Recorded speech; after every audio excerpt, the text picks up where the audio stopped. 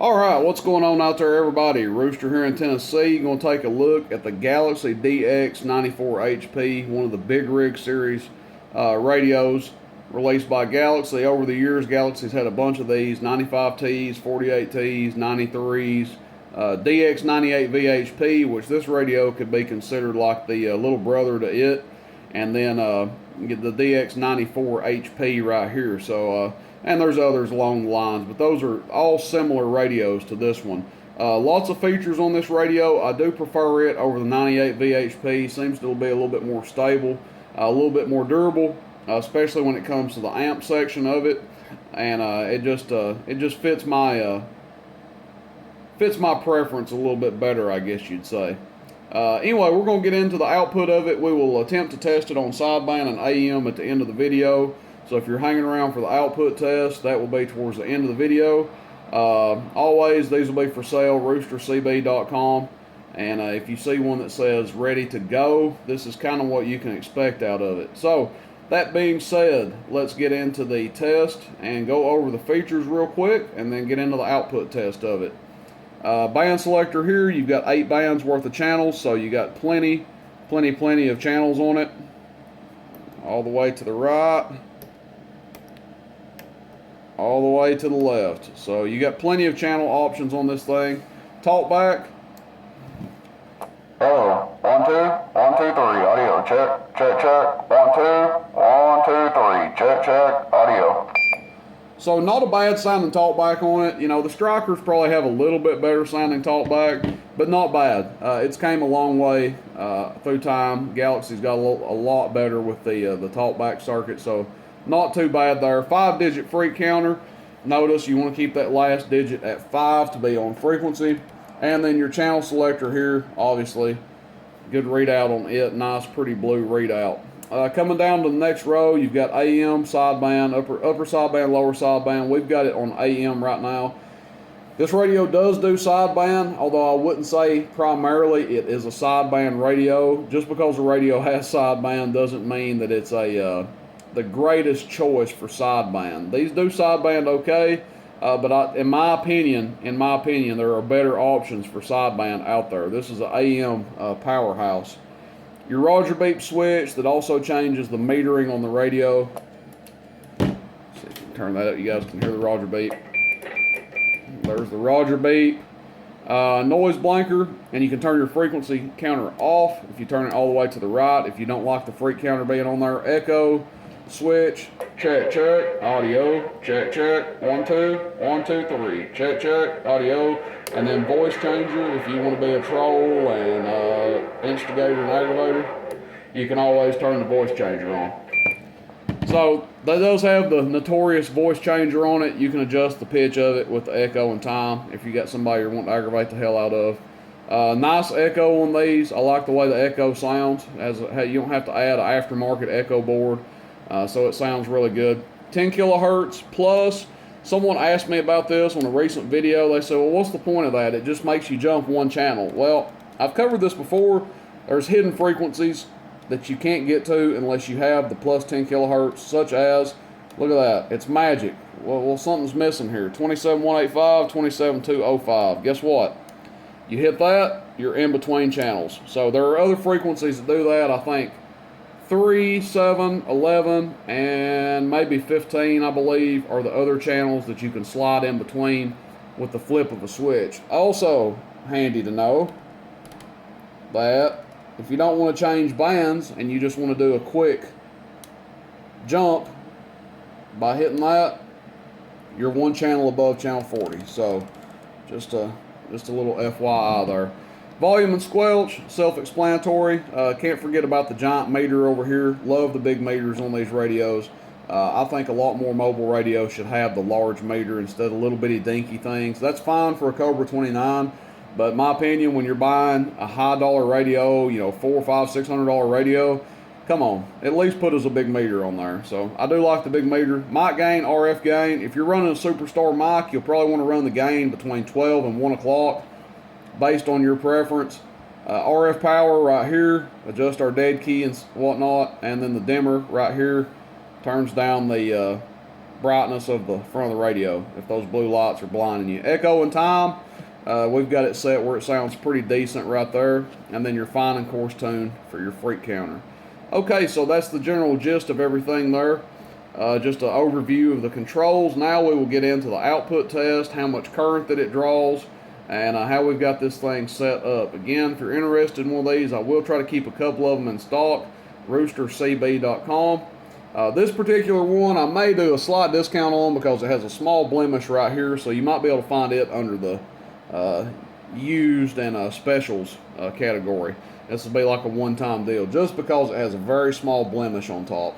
Okay, so we're on AM. Let's dismount the camera here and come over here to our current meter, our clamp meter, and all we're going to do is turn the RF power wide open and give it audio. Hello, audio.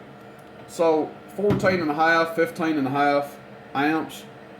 Let's see, I was trying to find the Roger beep switch. Turn the Roger beep off. 14 and a half, 15 and a half amps. Hello, audio. Almost 16 there, bouncing up to 16. That's with the RF power wide open on AM. Let's go to lower sideband. Hello, 18 amps or so on lower sideband. So there is a difference. It does draw a little bit more current on sideband. We'll come over here. We've got two different slugs we're going to use for this video, one being the 500 and one being the 50. With the 50, all we're going to do is check the dead key real quick. RF power wide open, middle scale. 35 watts. I don't recommend running it that high all the time. Probably ever run it that high, but it's there if you need it. Halfway down, 25 watts. All the way down 5 watts. Now, my recommendation is to run it around 8 to 10 watts because it seems to start sounding better right there. When you get the carrier down too low, it kind of splatters a little bit. It's not going to sound the greatest. When you got too much forward swing or too much PEP to dead key ratio, the radio is going to start sounding a little choppy. I would stay around 8 to 10 watts dead key if it was me. So let's take this one out and see what it does output wise. I'm going to turn the RF power wide open starting out here. We'll test average power, then we'll test PEP. 500 watt middle scale. Hello. So almost 100 watts average power, and then we'll turn that all the way down. Hello. And we lose a little bit of average, so we go down to about 60 watts or so. Now what I'm going to do is turn it about halfway open. Hello. Audio. And it's doing about 80 to 90 watts average. And then we'll turn the RF power to 9 o'clock. Hello, audio.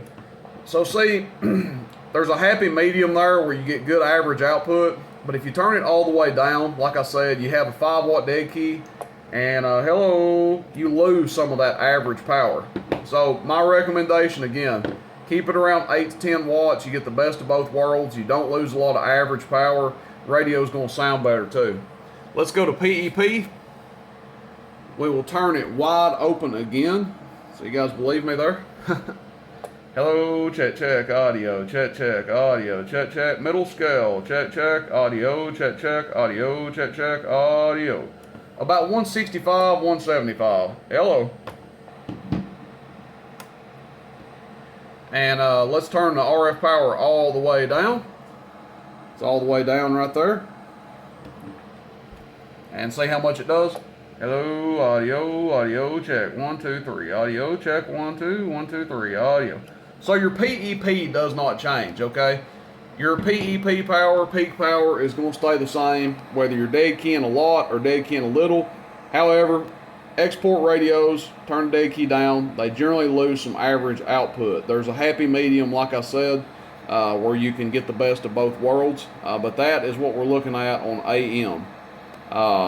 Let's go to lower sideband, and just for the heck of it, we will turn the RF power up. Show you guys what it does on sideband here.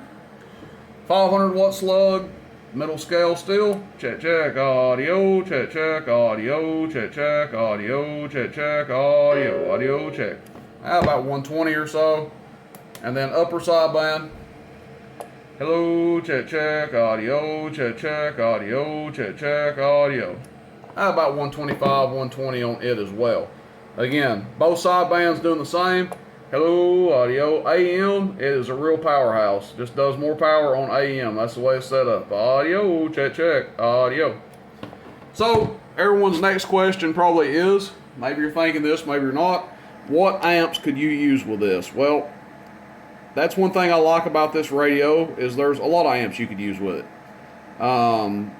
Standard 4-pill 2879.